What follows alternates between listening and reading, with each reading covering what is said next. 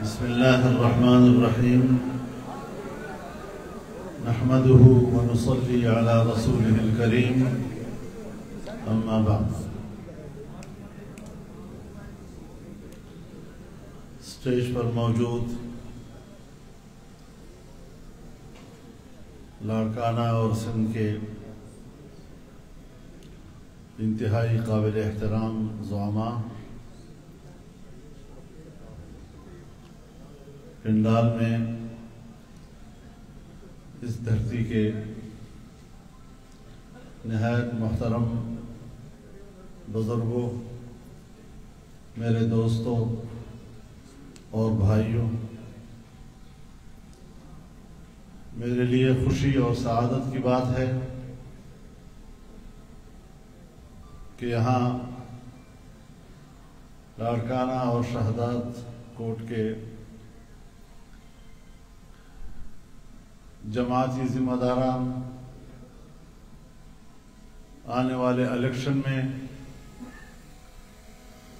تمام polling stations کے ذمہ داران، جمعیت علماء سے تعلق رکھنے والے، جی ڈی اے سے تعلق رکھنے والے تمام دوست، میں ان سے آج یہاں ملاقات کر رہا ہوں، آپ سے مخاطبت کا موقع پا رہا ہوں۔ جمہوری سیاست میں ویسے تو تمام تر ذمہ داری سیاستدانوں اور حکمرانوں پہ ڈالی جاتی ہے،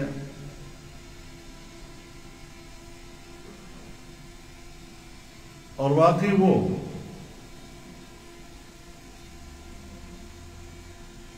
اس کی ذمہ دار ہوتی بھی ہیں، اپنے منصب کے اعتبار سے، اپنے حلف کے اعتبار سے ان کا فرض بنتا ہے کہ وہ آئین و قانون کے دائرے میں ملک کی خدمت کریں، صوبے کی خدمت کریں، عوام کی خدمت کریں، لیکن سیاستدانوں کو منتقل کرتے ہیں۔ تو یہ جو آنے والے دن ہیں 8 فروری تک، یہ اب عوام کی ذمہ داریوں کے دن ہیں، اور کل اگر اچھا برا ہوتا ہے تو پھر اس کا اشارہ آپ ہی کے فیصلوں کی طرف ہوگا۔ ہم نے 75 سال گزار دیے ہیں،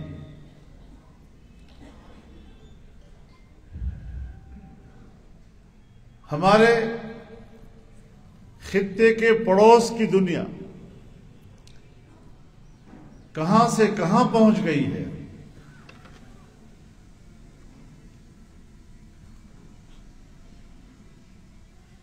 جن کے افسران کو تربیت پاکستان دیتا تھا، جن کے ماہرین فن کو تربیت پاکستان دیا کرتا تھا، آج وہ ترقی کے عروج پر ہیں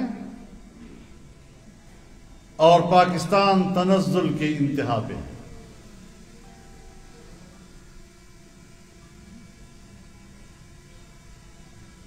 کہیں تو کوئی خرابی ہے،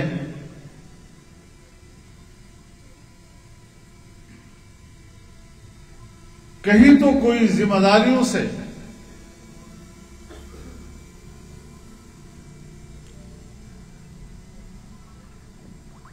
نبرد آزما نہیں ہوا کرتا، چاہے سیاستدان ہوں چاہے عوام ہوں۔ میں سب سے پہلی بات یہ عرض کرنا چاہتا ہوں کہ پاکستان بنا، برصغیر کے مسلمانوں نے اس وطن عزیز کے لیے قربانیاں دی، لاکھوں مسلمان شہید ہو گئے، ہماری ہزاروں بہنوں بھائی ماؤں نے اپنی عصمتیں اس ملک کے لیے اٹھا دی، لیکن 75 سال میں جس لا الہ الا اللہ کے کلمے پر ہم نے بر صغیر کے مسلمان کو اٹھایا اور ایک آزاد وطن کی حیثیت میں ہم نے ان کو امیدیں دلائیں، ایک روشن مستقبل ان کے سامنے رکھا، 75 سال میں کیا ہم نے وہ حاصل کیا؟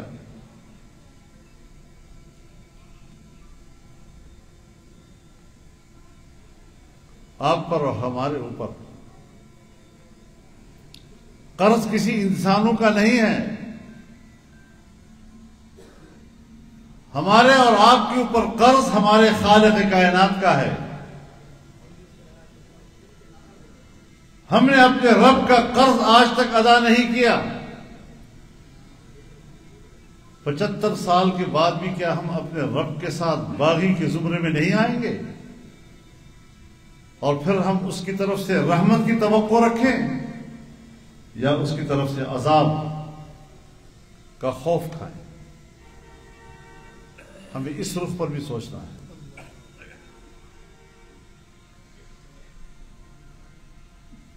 جب الیکشن ہوگا تو میں یہ بات عوام سے کہوں گا، جب الیکشن ہو جائیں گے تو پھر میں یہ بات حکمران سے کہوں گا، پھر میں یہ بات پارلیمنٹ سے کہوں گا۔ کوئی سنتا ہے یا نہیں سنتا، لیکن ہم اپنا فرض پورا کریں، ہم اس کی طرف آگے بڑھیں۔ ہمارے سامنے اس وطن عزیز کے انسانی حقوق ہونے چاہیے۔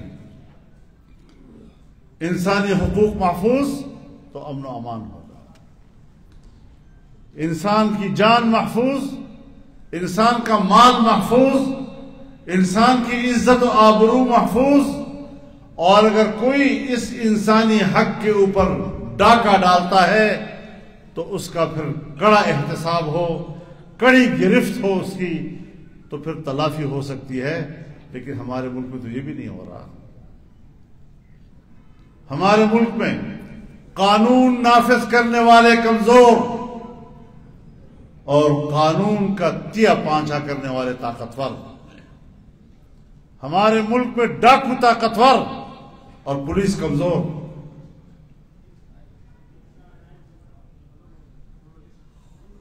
یہ کیسی ریاست ہے جہاں ایک شہری کی حیثیت میں صبح گھر سے نکلتا ہوں تو یہ یقین نہیں کہ میں شام کو محفوظ واپس آؤں یا نہ آؤں؟ کہیں عسکریت پسندی ہے،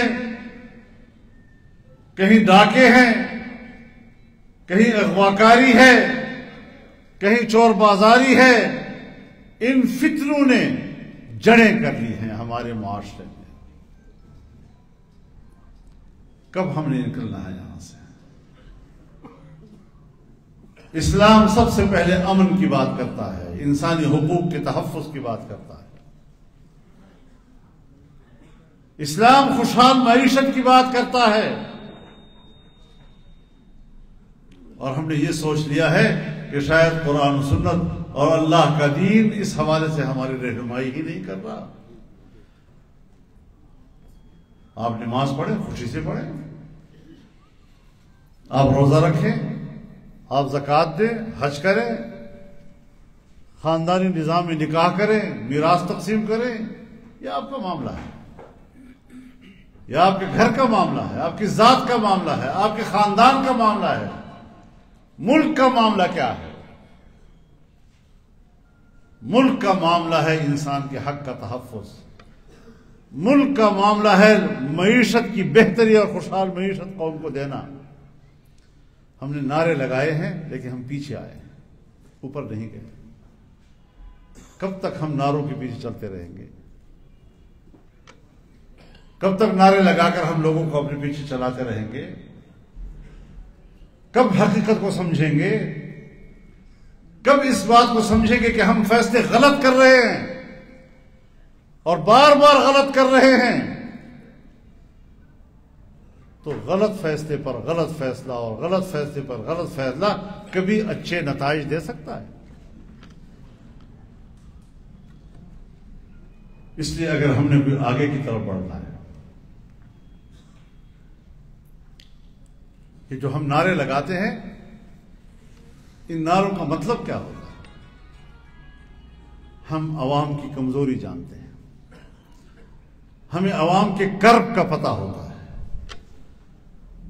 ہمیں پتہ ہوتا ہے لوگ ظلم سے تنگ ہیں، ہمیں پتہ ہوتا ہے لوگ ملک کا خزانہ لوٹنے سے تنگ ہیں، ہمیں پتہ ہوتا ہے لوگ مہنگائی سے تنگ ہیں، ہمیں پتہ ہوتا ہے لوگ ڈاکو سے تنگ ہیں،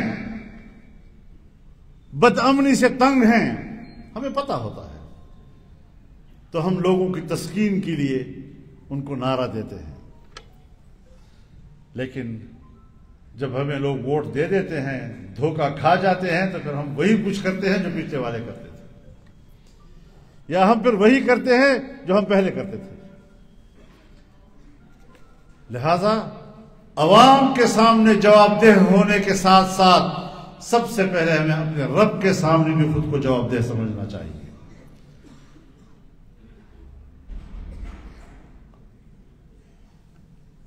آپ اپنے آپ سے چھپ سکتے ہیں، اپنے پڑوسی سے چھپ سکتے ہیں، مجھ سے چھپ سکتے ہیں، میں آپ سے چھپ سکتا ہوں، لیکن اپنے رب سے ہم نہیں چھپ سکتے۔ وہ ہمارے دلوں کے بھید جانتا ہے، ہمارے دلوں کے ارادے جانتا ہے، ہمارا خلوص جانتا ہے، ہماری منافقت جانتا ہے۔ تو پھر یہ حالات تو ہوں گے، جیسے رب العزت نے فرمایا ضرب اللہ مثلا قرية كانت آمنة مطمئنة يأتيها رزقها رغدا من كل مكان فكفرت بأنعم الله فأذاقها الله لباس الجوع والخوف بما كانوا يصنعون۔ اللہ تعالیٰ نے ایک ایسی آبادی کی مثال دی جہاں امن بھی تھا، جہاں سکون و اطمینان بھی تھا، انسانی حقوق محفوظ تھے، جان محفوظ، مال محفوظ، عزت و آبرو محفوظ، سکون کی زندگی گزر رہی تھی، اور روزگار بھی کھچ کھچ کر ہر طرف سے ان کے پاس آ رہا تھا، زبردست معاشی خوشحالی تھی ان کے پاس۔ لیکن جب لوگوں نے اللہ کی ان نعمتوں کا کفران کیا، اس کا انکار کیا، تو پھر اللہ نے مزہ چکھایا ان کو کس چیز کا؟ دو عذابوں کا، ایک بھوک کا عذاب اور ایک خوف کا عذاب۔ کیا یہ دونوں چیزیں آج ہمارے پاس نہیں ہیں؟ ذرا عام آدمی سے پوچھیں نا، محلے کے اندر آپ جائیں نا، ذرا دیہاتوں میں جائیں، ذرا اپنے گوٹوں میں جائیں، چھاپڑی والے کے پاس جائیں، کیا وہ شام تک اپنے بچوں کے لیے کھانے کی چیز لا سکتا ہے؟ کیا اس کی جیب میں قوت خرید موجود ہے؟ چند لوگ ذرا اچھا کھانا کھا لیتے ہیں، سمجھتے ہیں ساری دنیا جو ہے وہ پیٹ بھری ہوئی ہے۔